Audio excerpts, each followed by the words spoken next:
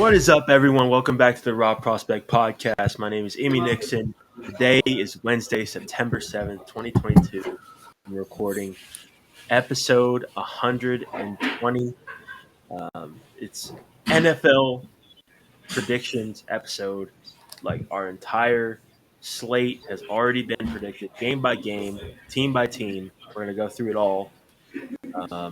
But joining me from Austin, Texas, the Stat King himself, Mr. Michael Wink. What's up? Fans of the Raw Prospect Podcast, fans of football everywhere, my co-host Emmy Nixon, and everyone who loves football. I can't believe we've made it, but we are now less than 24 hours away from the kickoff of the NFL regular season. We've had preseason, now we get the regular season, and tomorrow we get an absolutely fantastic game to kick it off. Bills and Rams. We're talking about possibly one of the favorites to go to the Super Bowl, not only in the AFC, but in the entire NFL, in the Buffalo Bills, who came up short last year. And then the defending Super Bowl champion, the Los Angeles Rams, starting to defend their Super Bowl from last year. So we're going to get into all our predictions today, but we're now in full swing, man. We're pretty much done with all the talk, all the preseason talk, all the previews, all that stuff. And now we're jumping right into the season. So be sure that you like this video, subscribe to our channel, subscribe to us on Apple Podcasts, Spotify, and wherever else you may listen or watch your podcast. Your podcast. So with that, we're going to start in the NFC. And we'll move right along division by division. Then we'll move to the AFC. Yep. We're going to start with the NFC South, guys, because that was one of the divisions we didn't get to in our division previews. So, Michael, do you want to go ahead and start us off? Yeah, so I think we'll just popcorn this. I'll give you my layout for the NFC South real fast, and then you can give your layout, and then we'll go a little bit in depth on why we had such layout. So coming in first place, I have the Tampa Bay Buccaneers at 12-5, 4-2 in their division. I have the New Orleans Saints coming in second at 10-7. Really like some of the things the Saints did this offseason. And at the end of the day, I do think that Jameis Winston, with the weapons that he has, will have a pretty good season.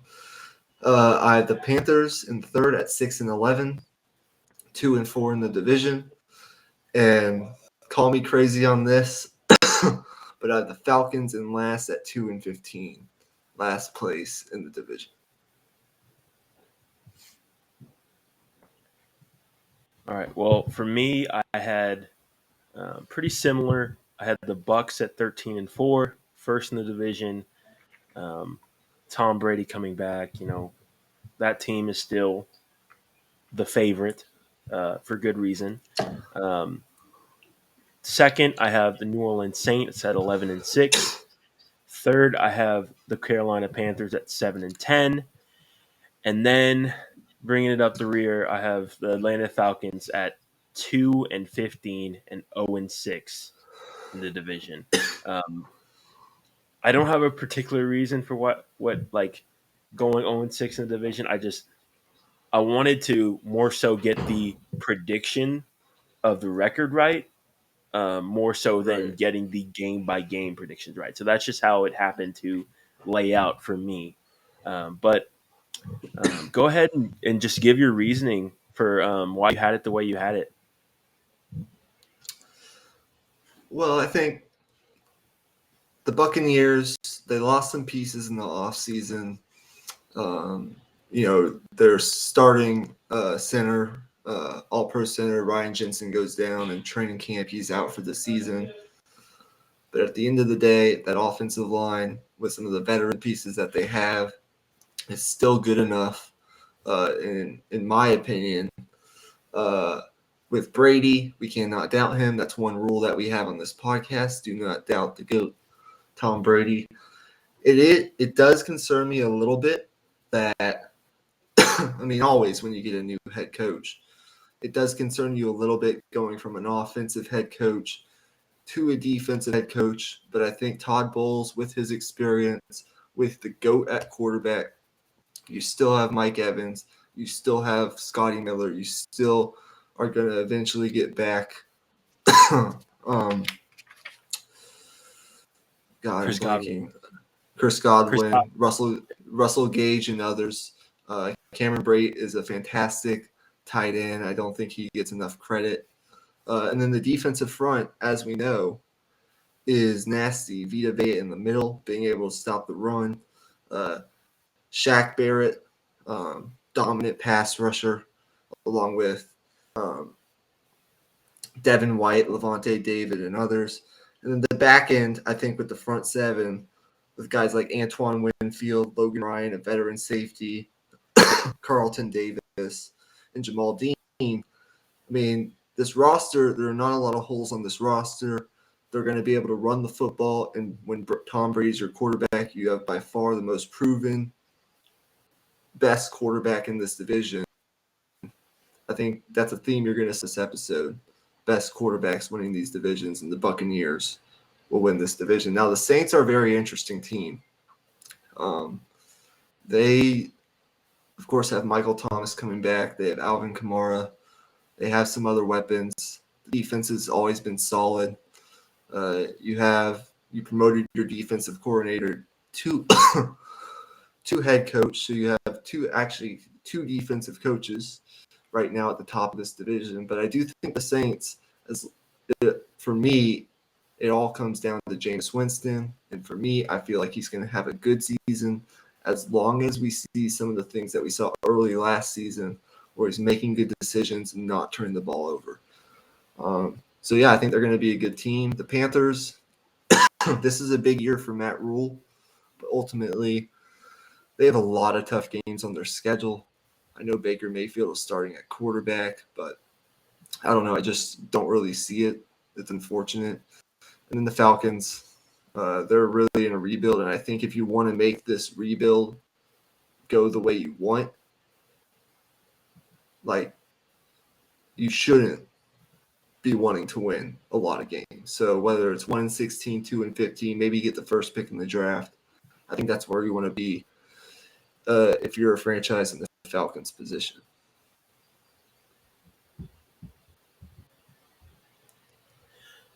Say that again. Sorry.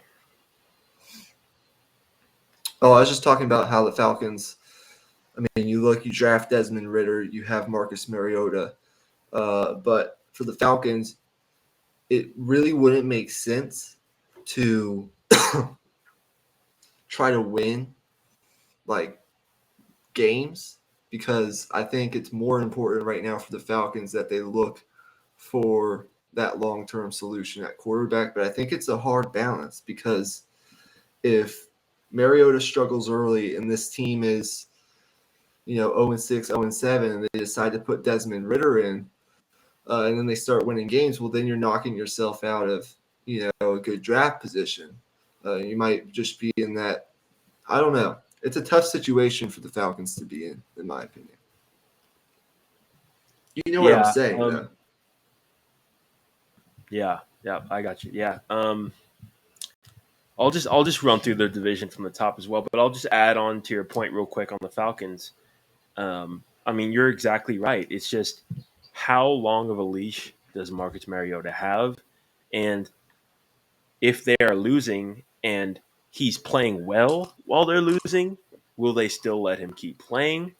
And, obviously they don't want to have to, warp their expectations too high to where, they're expecting wins, when really this roster is not at that point to where they should be expecting wins.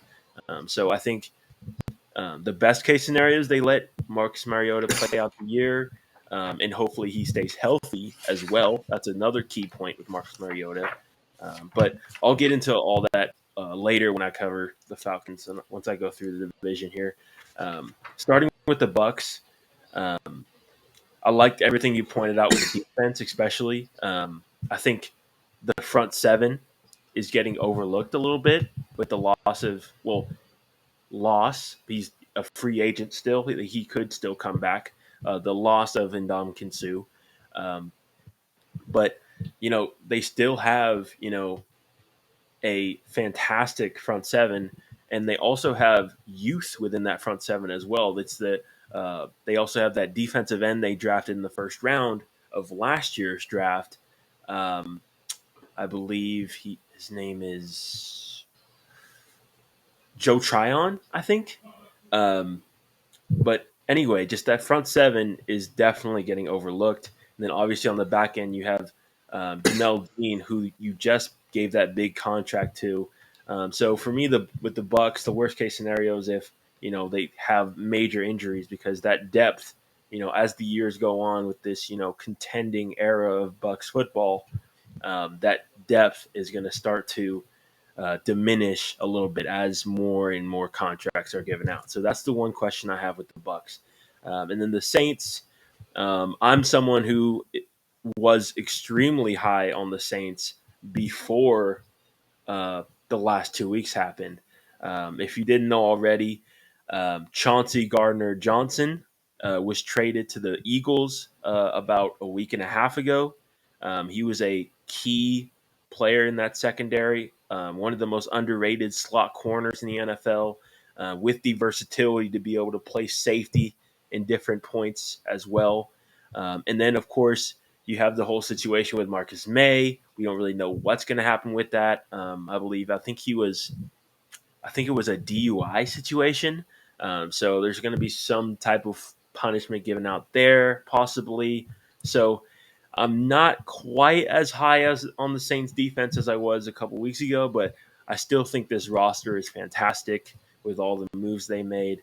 And I'm really high on this receiving core as well. I think this is the best receiving core the Saints have had um, in quite a while.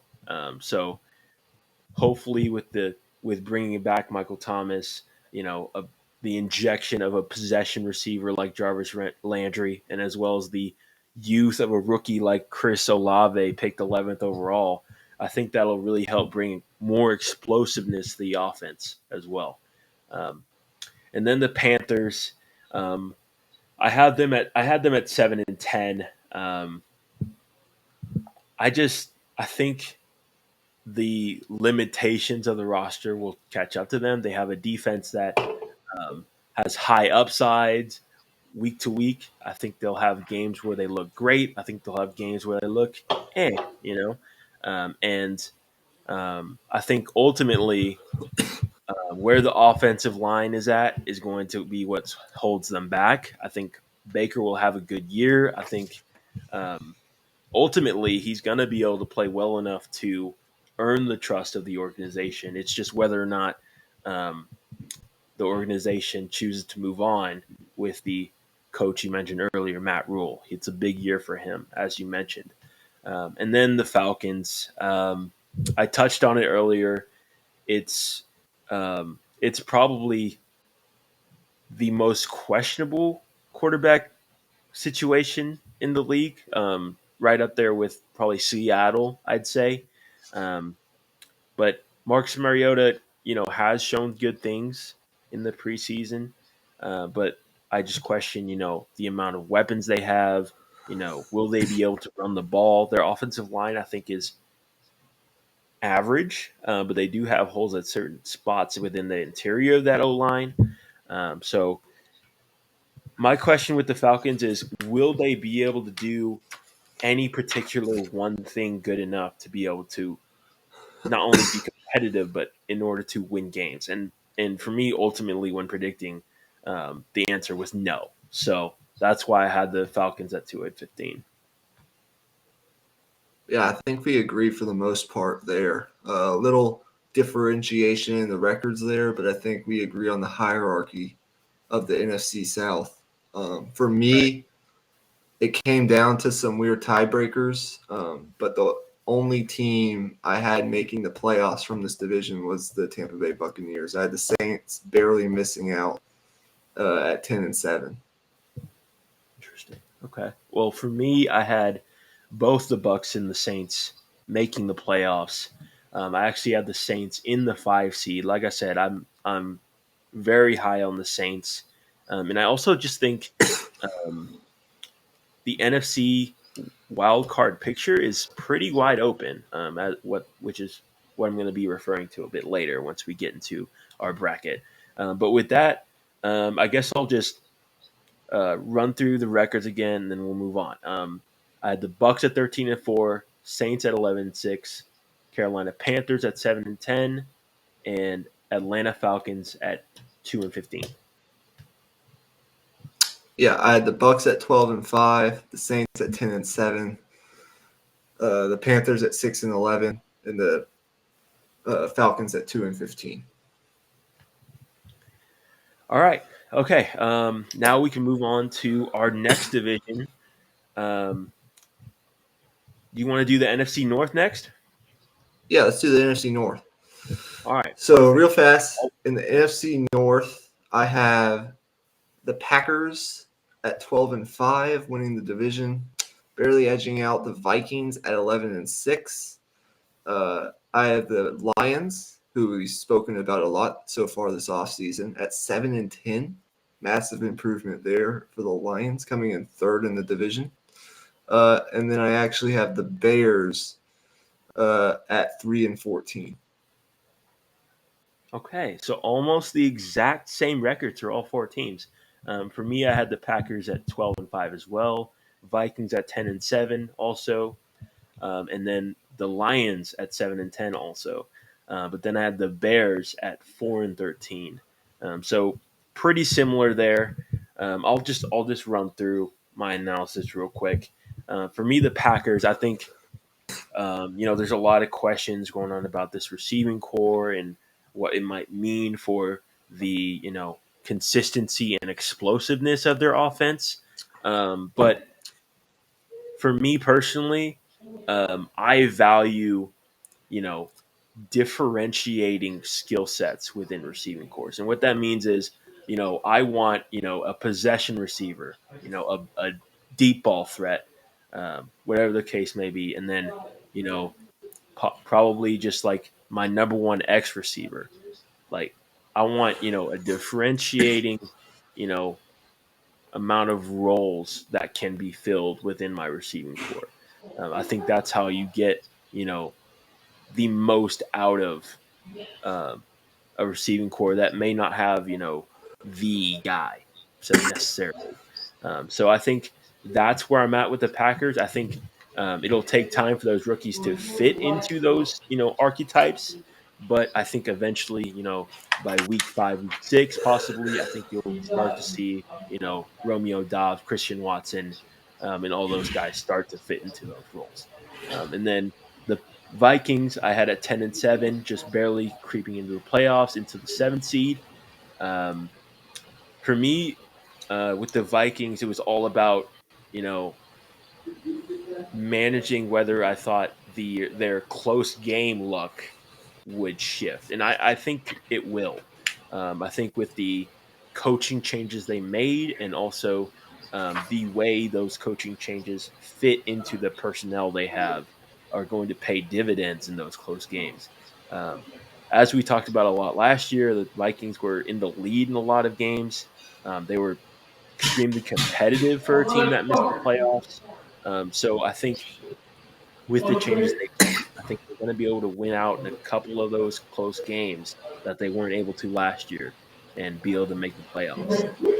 And I'm expecting big things from the offense. I'm not particularly high on the defense right now. They could prove me wrong with the uh, re uh, readmittance, I guess, of Daniil Hunter back into the lineup after a long recovery process from his injury.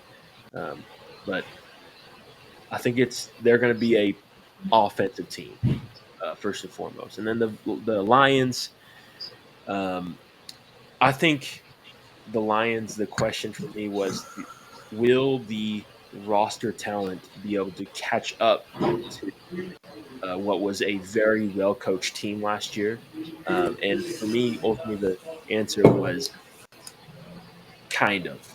I think in certain parts of this roster, I think it will look fantastic. I think you'll see a lot of young guys come into their own. I really like the outlook on a guy like Amon-Ra St. Brown in their receiving core. Bringing in with the free agent they brought in as well in their receiving core, and of course, um, being able to bring back uh, their receiver they drafted, blanking on his name, out of Alabama, the guy that got injured.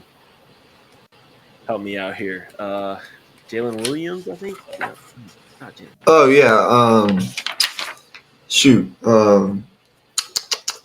Y'all know who I'm talking about. The speed demon, Alabama. Jamison Williams. Jamison Williams.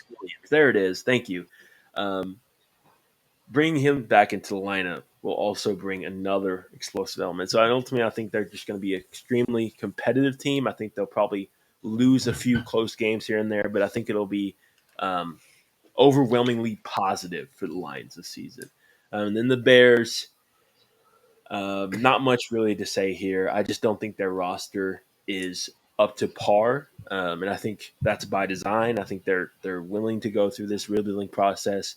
I just hope that we can see some you know strides made by Justin Fields, hopefully, but I'm a little bit skeptical on that as well because of what's around him. But yeah, go ahead and give what you thought about the division. Yeah, I think I can just sort of build off what you said because I think we agree on what's ultimately going to play out within this division. I do think you have two playoff caliber teams. The Packers, for sure, with what they have on defense. I've expressed my pessimism for what they have at the receiver position. Losing Devontae Adams is a big deal, obviously. But when you think about, number one, what Matt LaFleur is able to draw up and how he has been able to, even without Devontae Adams, I think Rodgers is almost undefeated. If I remember correctly, he's like 7-0, 7-1 without Devontae Adams. So while it may take time, I do like what they ultimately have. And you mentioned the differentiation of skill sets. I thought that was a fantastic point. Uh, you sort of have the veteran in Randall Cobb, the the experienced guy, the leader within this group, the possession receiver. You have, of course, the young rookie in Christian Watson, who can do a lot of different things, has blinding speed. You have another guy who's sort of like a hybrid in Alan Lazard. And then you have Amari Rodgers, who was drafted last year out of Clemson, and I'm excited to see what he could possibly provide this offense as well. So you have a lot of different things going for you. I do think there are going to be some growing pains at times, but you have Aaron Rodgers, the two-time back-to-back reigning MVP of the league. You have a great running game. You're getting David Bakhtiari back on that offensive line. And with Aaron Jones and A.J. Dillon, that 1-2 punch, I mean, you can't find much better. So I think you're going to see a little bit more of a run-centric offense and using those receivers where they need them. And I think Matt LaFleur is good enough of an offensive head coach to put these guys in positions to win with a Hall of Fame quarterback like Aaron Rodgers, who, until shows otherwise, is not showing any signs of decline anytime soon. And this defense, I mean, as good as the front seven is, and I know that they lost to Darius Smith, but I mean, Rashawn Gary, Preston Smith, Quay Walker, Devondre Campbell, Dean Lowry, Kenny Clark, and the guy that they drafted, Devontae Wyatt out of Georgia, who I think is going to make an impact right away on that interior defensive line, sort of the more versatile type.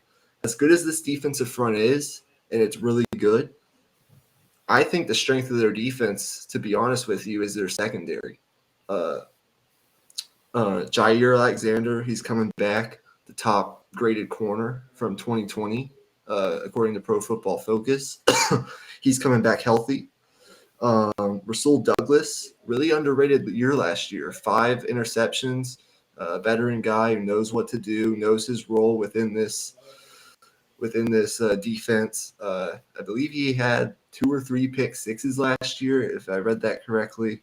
And then a good safety combo in Adrian Amos, reliable, steady pro who does everything well, and Darnell Savage.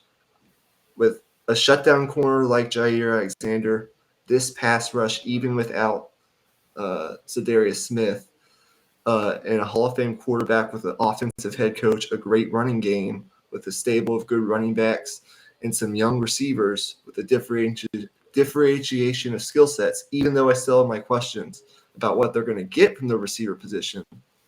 This, without a doubt, to me, is top to bottom a little bit better of a roster than what the Vikings have. Now, let me talk about Minnesota for a minute. The point you brought up about close games, and I think I brought up this stat when we did our NFC North episode. Minnesota went 2-5 in games decided by 4 points or less in last year. And I do think that tide is going to change this year. And I do think in today's NFL, this team checks a lot of the boxes that you need to check to be not only a viable team, but a playoff contender and possibly a Super Bowl contender. I'm not calling them a Super Bowl contender, but they have some of the things that you'd look for in today's NFL. First of all, a veteran quarterback in Kirk Cousins. Solid. You know what you're going to get basically on a week-to-week basis. The question is, can he do it on the primetime stage in the biggest games?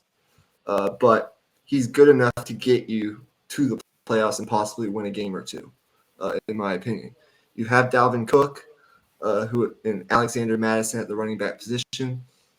Good running game, as we saw last year. An offensive line that's gotten better. And in this receiving corps, you have a bunch of weapons. Irv Smith, the tight end, Adam Thielen, Justin Jefferson, KJ Osborne, some other guys in there as well. This offense with the running game and an elite receiving corps with a solid quarterback, and now an offensive head coach who will hopefully work better with Kirk Cousins. Yes, this is going to be an offensive-centric team. With the moves that they made on defense, bringing in a veteran at the linebacker position with Jordan Hicks, I think that's a very underrated move. Obviously, you get Danielle Hunter back, who had 14.5 sacks 2019 and 2020. So if he comes back healthy, along with Zadarius Smith, there you go. You have a pass rush. That's another box that you check. The secondary is young, but I do think Harrison Smith, the veteran guy, and I'm expecting big things from a guy like Lewis Seen, the safety. So I do think, along with Andrew Booth, the guy they drafted out of Clemson, and some other guys that they have, I think you can make it work. The defense, I think with this offense, some weeks is not going to have to be perfect. And I just think the Vikings, whether it's 10-7 or 11-6, they're going to be in a wild card spot. I think the offense with a guy like Kevin O'Connell will be too good. And obviously they upgraded their pass rush. And that's something in some ways that they've sort of been inconsistent with not only last year, but in years past. And then the Lions, I mean, I don't really need to expand upon what you said. As we saw at the end of last year, they're a well-coached team. They have a good running game, great offensive line. Amon-Ra St. Brown is an absolute witch at wide receiver. And they have some young pieces on that defense. So just from, the physicality of the team to Dan Campbell, the desperation to win, what I saw last year, I think they're going to sneak up on some people and win some games. And then the Bears, I'm really rooting for Justin Fields, but you don't have much all around him at all. I mean, Darnell Mooney is a nice guy, is a nice receiver, but is he a bona fide number one? You lose Allen Robinson. You have a fine running game, but the offensive line is still not great in pass protection. And the defense, I mean, it's always been fine, but in today's NFL, you can no longer win with just defense, defense, defense. You have to have something going for you on offense. And there's no special in the offense right now. So yeah, that's basically what I think about the NFC North. Yeah. One thing I will add before we move on is don't completely count out the Vikings in terms of winning this division.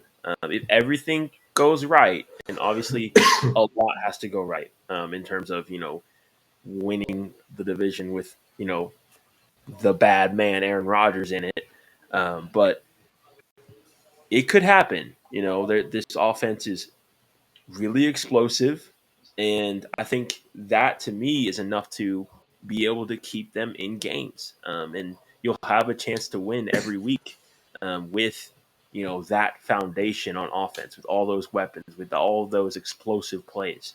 So keep an eye on the Vikings. That's a team that I will be watching closely, and I'm sure you will be too.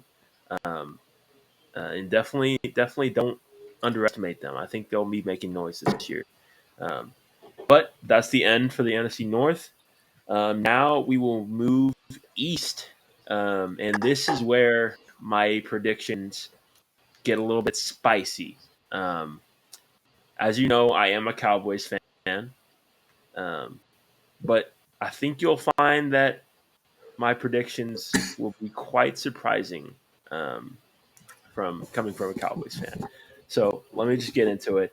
I have the Eagles winning the division at 11-6. I have the Cowboys missing the playoffs at 8-9.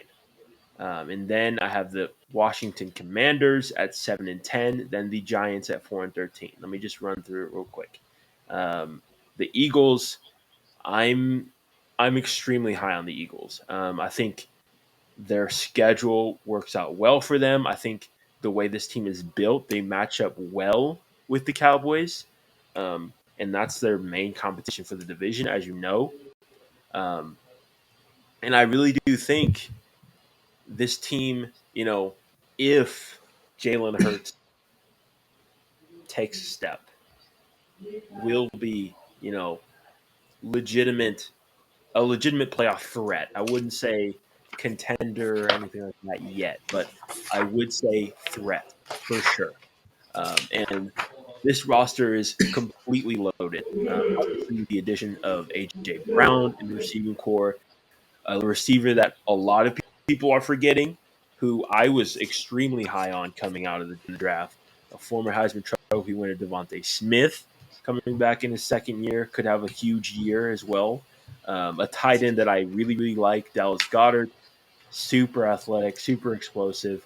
And then, a solid possession receiver like Quez Watkins, rounding out that receiving core to add that diversified skill set, like I mentioned before. Um, and then this defense, like I mentioned earlier in the NFC South segment, they traded for Chauncey Gardner Johnson, a fantastic slot corner. And then you have Darius Slay on the outside um, at one corner slot. And then you have, I believe it's currently Sidney Jones, but I would have to double check on that. Um, and then the that is without even mentioning their front seven. The front seven is the real, you know, force in this defense, in my opinion. The kid you drafted in Jordan Davis going to be an absolute beast. Um, just causing havoc in the middle of the defense, and that's so important.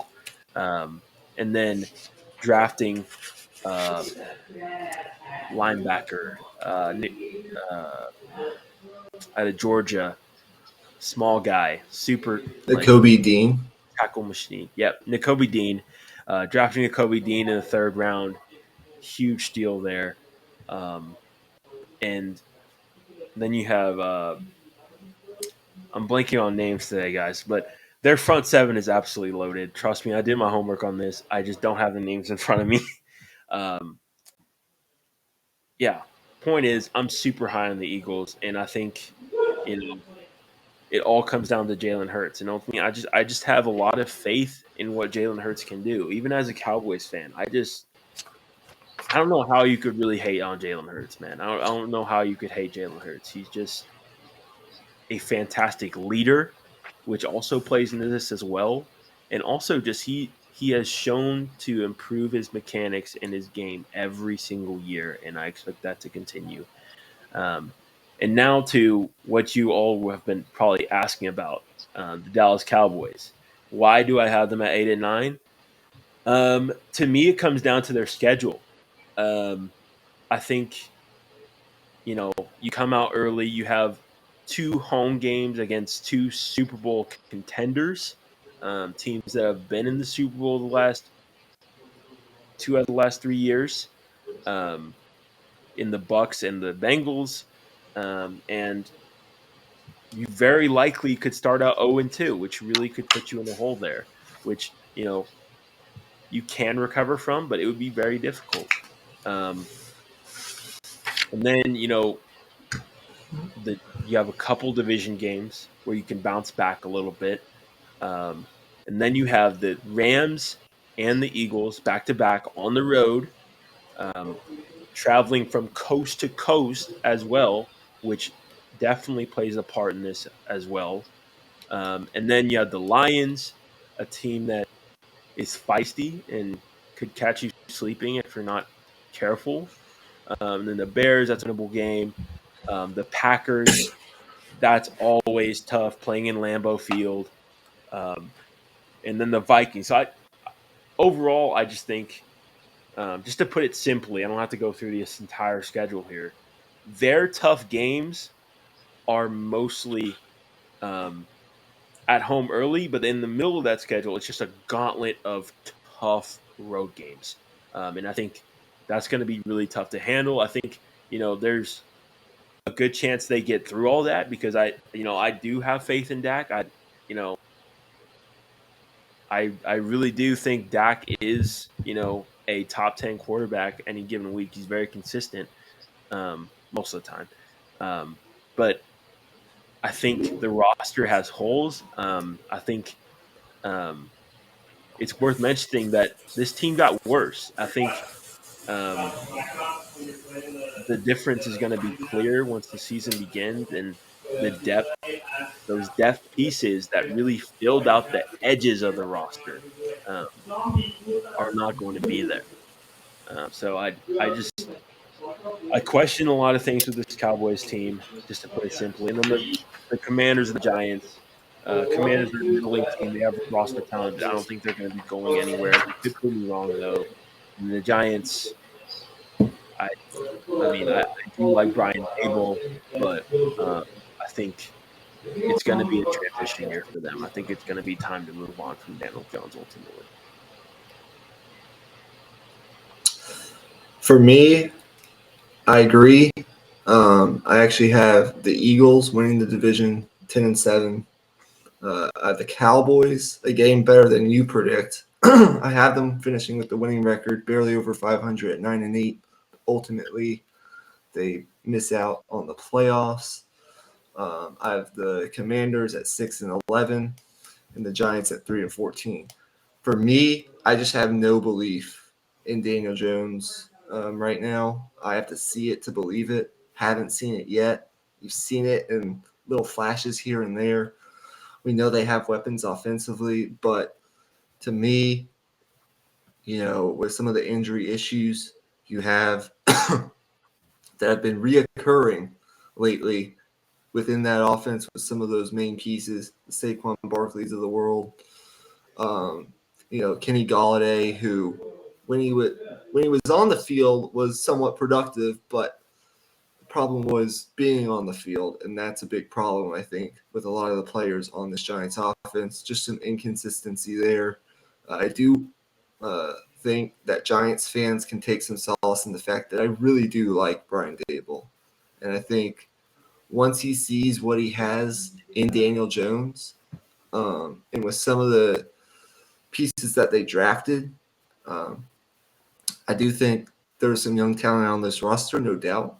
Uh, I do have faith in him long term, but just not this year. I just don't think Daniel Jones is it.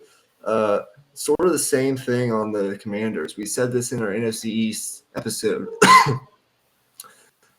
Carson Wentz is a week to week quarterback. Sometimes one week he's going to give you, an A plus game because he has that talent. And other weeks, it's just sort of in his nature to play reckless football. And I'm not sure whether it's Ron Rivera or whoever they have at offensive coordinator, whoever they have at the receiver position, even though that I love their first round draft pick in Jahan Dotson, uh, bringing in Curtis Samuel, having Terry McLaurin there and establish number one. I like it. I like some of the pieces on the roster. Of course, you love the front seven with Chase Young, Montez Sweat, Deron Payne, Jonathan Allen, and others. Um, I do have questions. I need to see it from the linebacking core. Um, the secondary is sort of a mix and match. We'll see what happens. They have talent on the roster. There are some holes, though, in Carson Wentz. He's a week-to-week guy. I just don't know what I'm getting week to week. Could be 6-11. It could be 7-10. Who knows? Could surprise us with an 8-9 if they win some of those divisional games. But either way, I agree with you. They're sort of just in NFL purgatory right now. They're not really going anywhere. They're going to win some games, but they're not really going anywhere. Then I have the Cowboys at 9-8. Ultimately, for me, it just comes down to veteran head coach, established quarterback who we've seen do it on a consistent basis year in, year out for the most part, aside from when he got hurt. I know there are some questions on the offensive line. I know some of the important guys are going to be out early. If I'm not mistaken, one of the receivers is it Michael Gallup that's going to be out for the first 5-ish weeks of the season.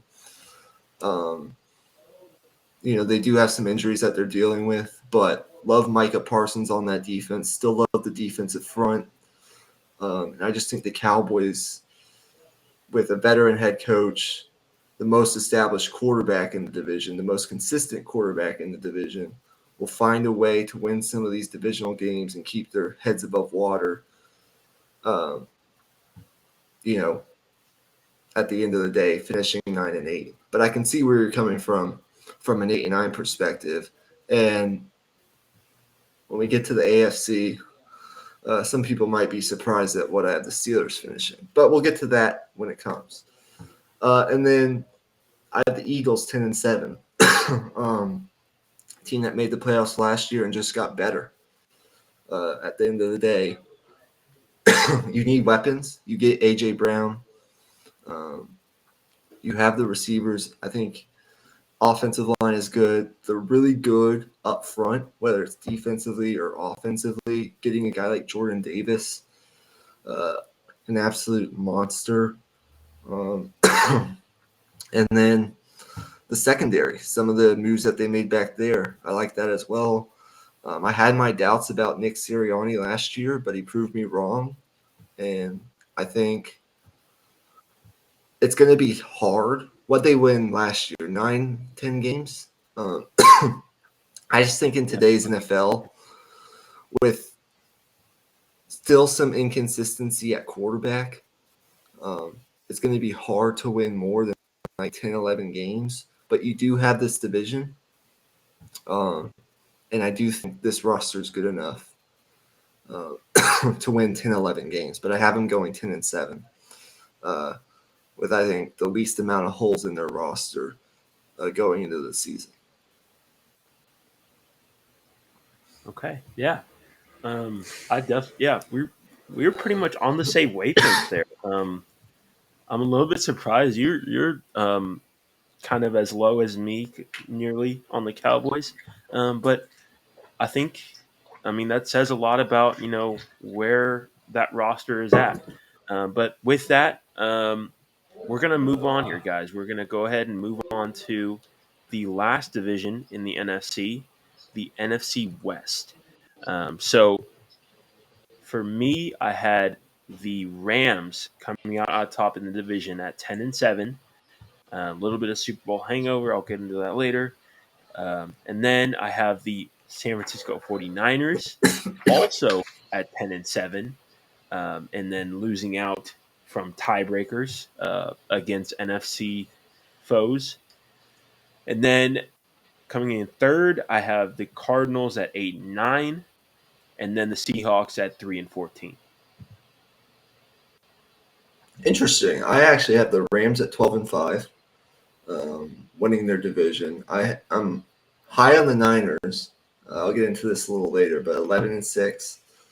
I have the Cardinals sneaking into the last wild card spot at 10-7, and then the Seahawks with arguably the worst quarterback situation in the league right now, and holes on that roster, going 2-15, finishing last in the division.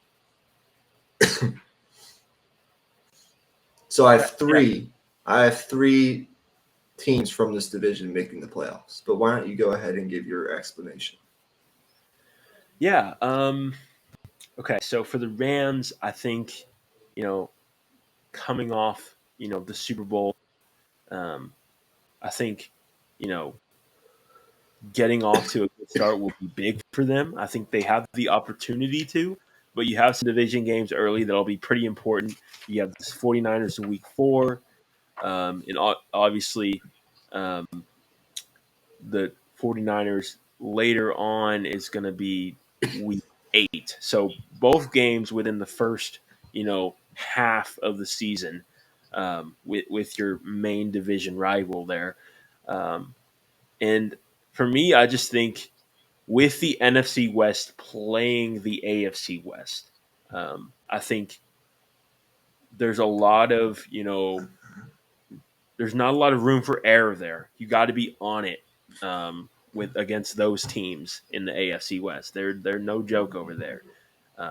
And of course, they also didn't luck out with, their so-called 17th game with playing the Bills, another Super Bowl contender, because they're not playing the AFC East this year. They just happened to get the Bills as their 17th game.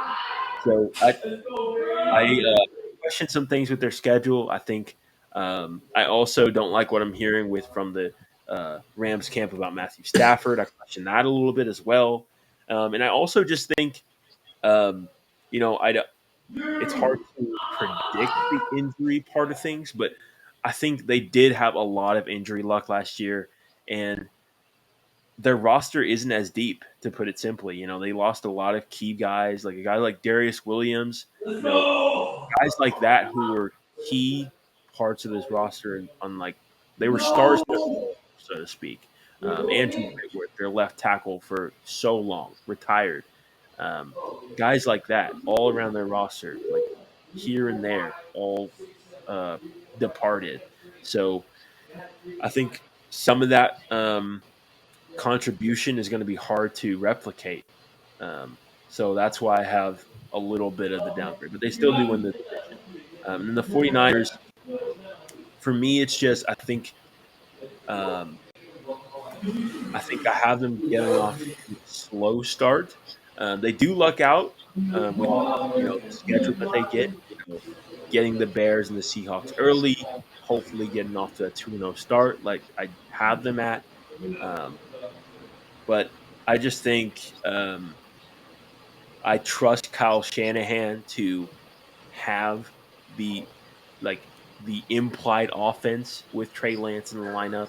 I think he's gonna have stinker games. He's gonna have great games. I think it's just gonna be a mix of both. And I think if you're a 49ers fan, you got to get ready for a roller coaster ride. It's not gonna be, a sit. I could be wrong on this, but I don't think it's gonna be a Mahomes situation or a Herbert situation where they go in there and break records. I don't think it's going to be like that. I think it's going to be a little bit of tough sledding early, And I think this defense is going to be absolutely incredible. So I think that's why I have them at 10-7.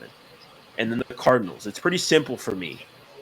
With the NFC West playing the AFC West, I have them going 1-3 against the AFC West.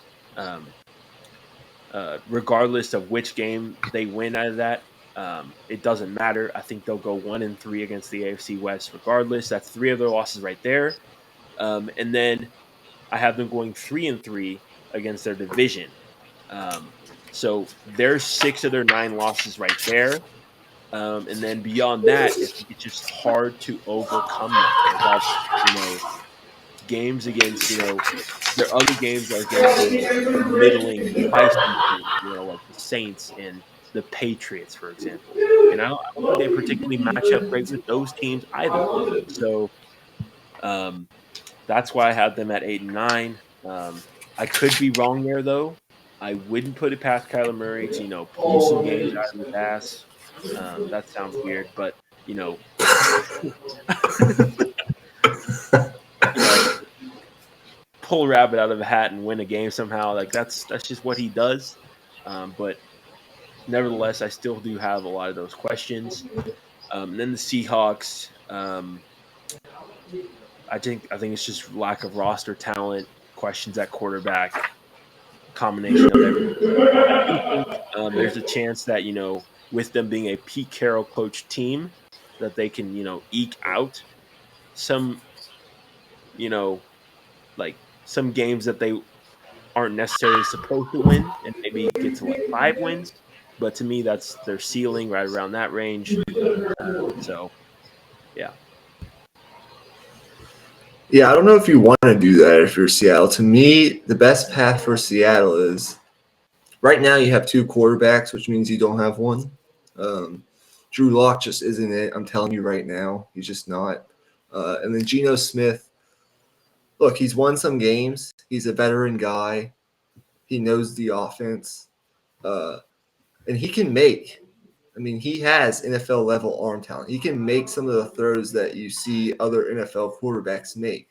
The question is, what are you getting? Can he do it consistently, drive to drive, quarter to quarter, game to game?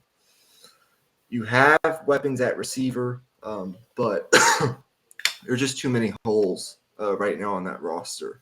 And in this NFC with Aaron Rodgers, Kirk Cousins, Matt Stafford, Tom Brady, Dak Prescott, Jalen Hurts, even Trey Lance in their division, and Kyler Murray. You're just not matching up with any of those teams at the quarterback position. And I do think I love Pete Carroll, but I do think eventually it might be time to move your separate ways. right. But we'll see what happens with that. I'll hop back up to the top and work my way down now. Sorry about the cough. For me, it's just all about a belief in Sean McVay.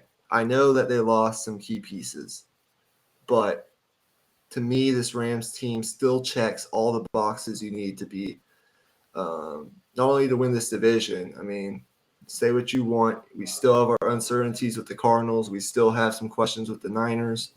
I do think that at the end of the day, with the offense that they have, I know they lose Whitworth at the left tackle position, but we saw Joe Noteboom, a younger guy out of TCU, step in last year and fill in nicely at that position. It's not the best offensive line, but I think it's good enough. I'm not too worried about the Matt Stafford situation. I think they've got that worked out. I think at the end of the day, with this running game, with a healthy Cam Akers, Darrell Henderson Jr., Kyron Williams is a guy I really love out of Notre Dame who's going to give him some depth at that running back position. I'm telling you right now, he's a stud.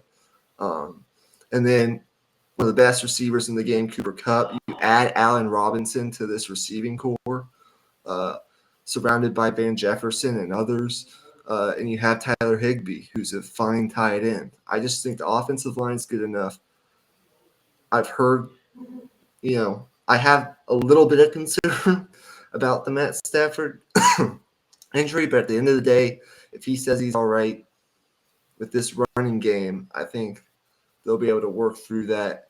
And as long as he stays healthy, to me, he's second or third best quarterback in this conference.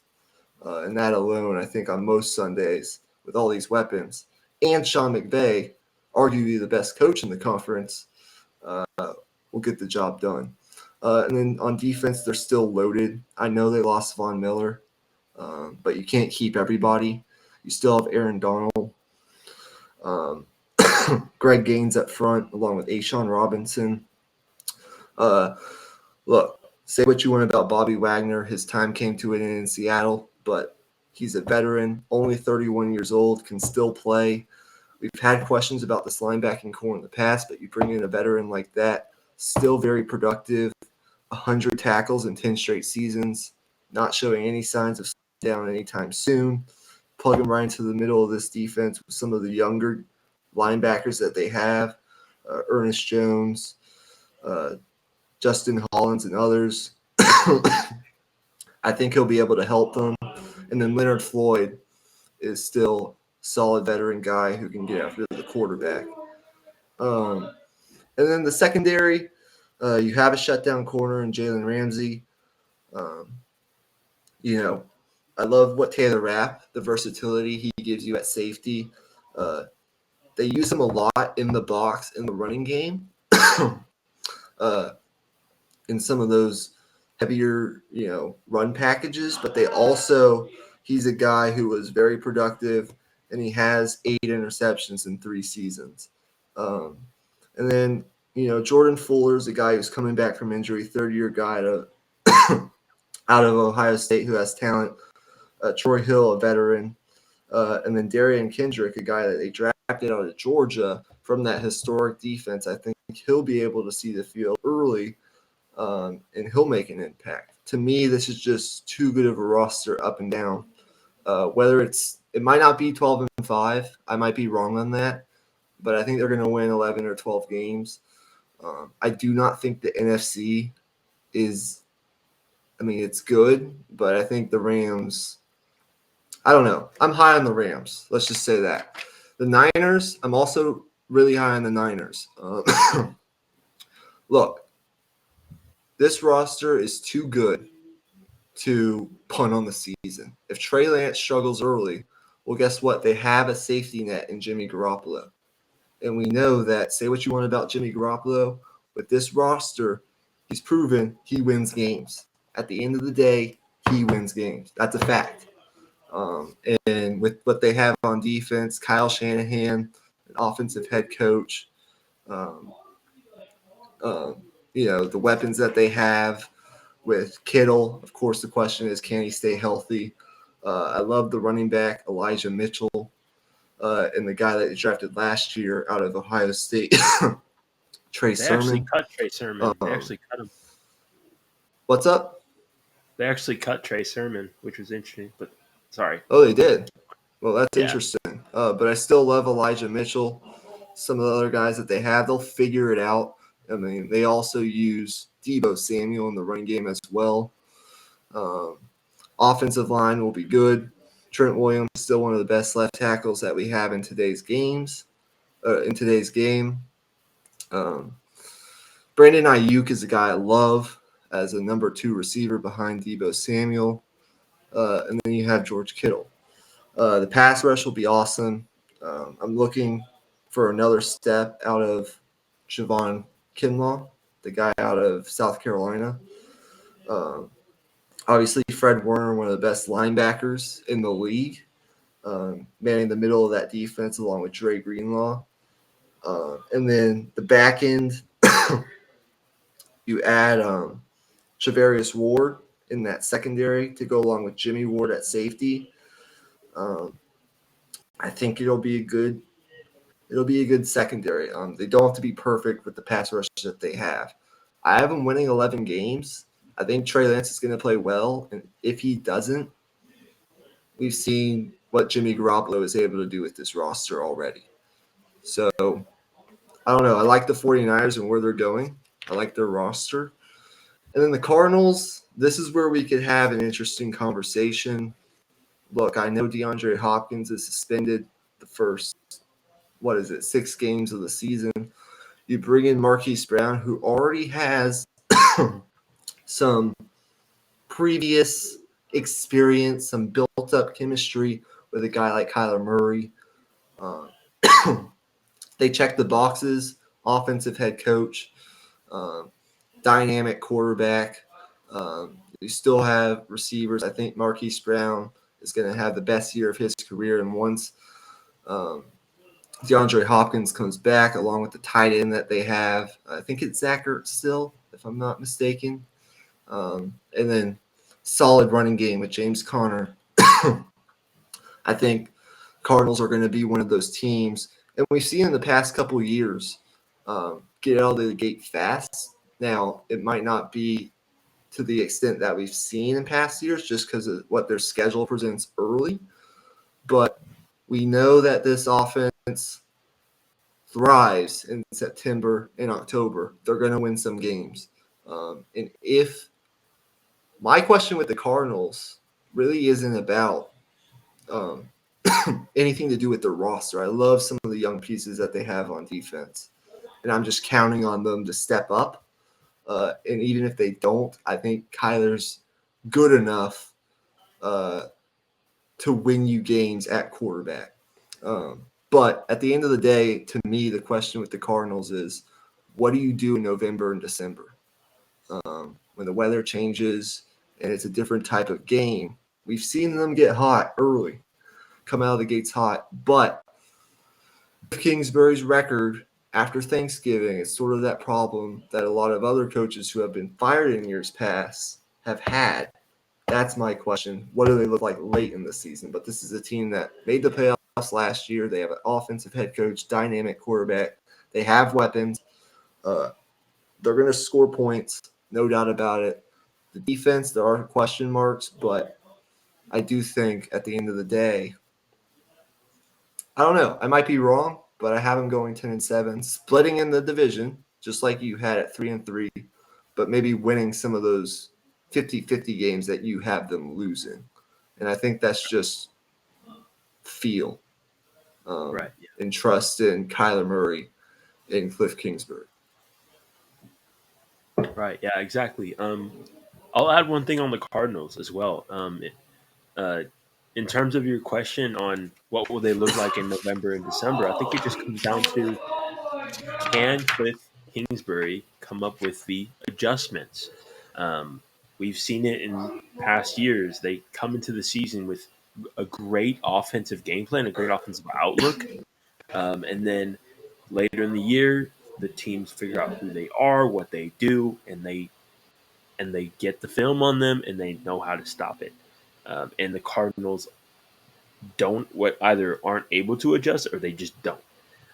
And this is the year they have to be able to adjust. And if they can't adjust, then I think it'll lean more towards my prediction. But if they do adjust, I think they have the capability as much as anyone to be a wild card team and a pretty good wild card team at that. Yeah, let me just add one more thing. I know their schedule's brutal. I mean, they open up with Kansas City, but at least they get that game at home, at Las Vegas, and the Rams right off the bat. I mean, those are 3 games that if they don't play the way they're supposed to, they could for sure lose all 3. And if they do, well, then we're automatically heading in your direction.